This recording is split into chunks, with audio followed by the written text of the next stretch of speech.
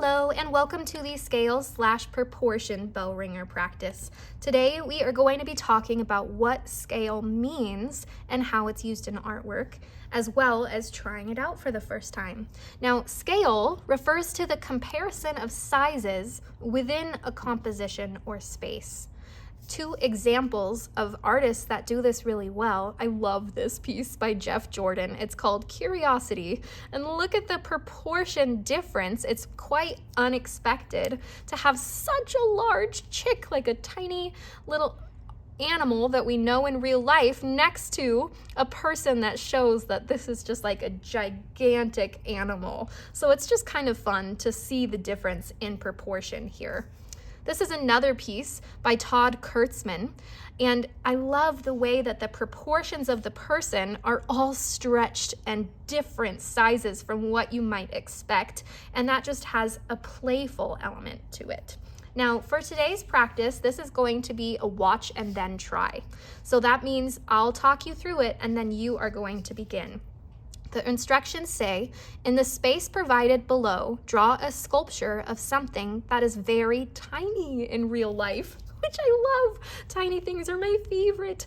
But what you can think of are what you might see in real life that's very small. So consider bugs or small toys or some like candy. There's all kinds of things that would be small if you were thinking about it. But then if we came in and decided to draw, I was just thinking of candy corn, and if we had this kind of like little edge here, and here's our little candy corn, and it's like wrapping around with like the three pieces, and then maybe I'll give it a little thing to stand on, and then I would go through and just shade and color this in.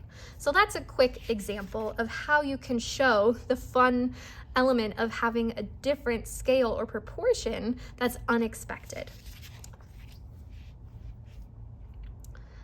Hello and welcome to the proportion practice for drawing people. Now, something you may not know is that the size of an adult's head, and even children, babies, you can use the size of someone's head to then be able to accurately draw the proportions of the human body, because you can count how many amounts of this measurement would fit based on the age of the person you're drawing. Isn't that so fascinating? So we're going to practice drawing an adult. So let's just do this together. We're going to go through and let's draw in the head shape that you see here. And we're just copying the image next to us. Let's add these little ears. And then let's add the neck coming down. Now we've got our shoulders coming out. And they come out in this second box. Let's draw those coming out. Now we can see that the armpits sort of begin like just beneath that next line, and we're going to have our elbows hit right at this third line. Isn't this fascinating? So much to learn about proportion this way. Now our forearms take up another head length, and they are getting thinner as we work our way out. There's kind of like a swerve in our forearm here, and that is right where the wrists begin. Now let's add our hands just by adding a thumb and a curve. Now again, let's do a thumb and a curve. And there is our arms. Next, let's come in and our waist starts to taper at our third headline. We have the hips kind of widening here for the pelvis. And this is where the leg separation begins. So let's add the thigh starting at our fifth head space. And then the knee is right in the middle of the sixth. And that's where you kind of start to see the thighs getting skinnier. And then we're gonna add our calves. And calves get wider and kind of like a straight line in the center. And they're gonna just kind of curve out and then back in for the ankles.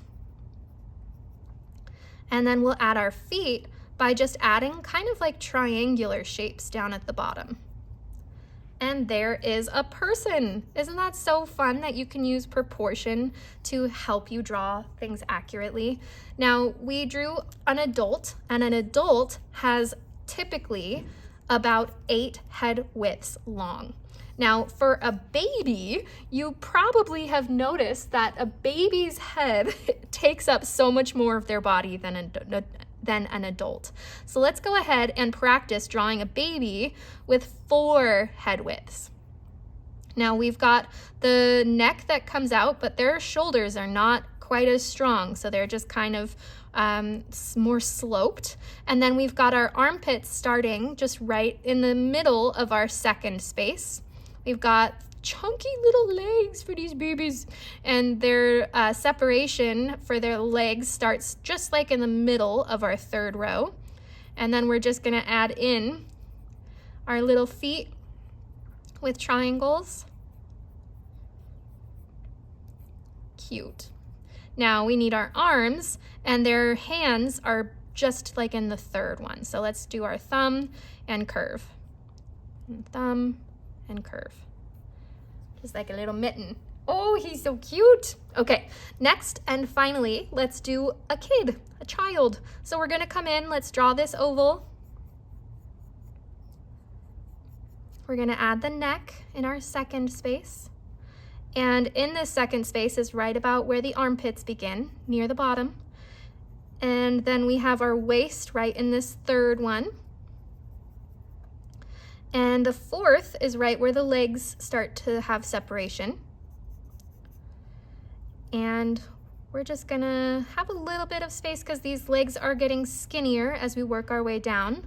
The knee is just right here at this line, right above. And then we've got our triangular feet from the front. Triangular feet. All right, and then let's add our arms. And the hand is just at this third box down. So let's add our thumb and a curve. And again, we're gonna add our thumb at that bottom third row and a curve. And there is a kid. You gotta be kidding me. All right, thanks for watching.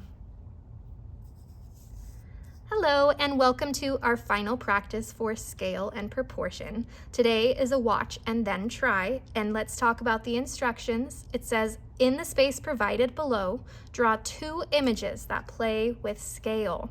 Now that means you could take something that is typically very small and you could make it very large, or you could take something that's normally average size and make it look really small. But your goal is to try to make something creative that's playing with scale to make it just a little bit more playful. All right, thank you so much for watching.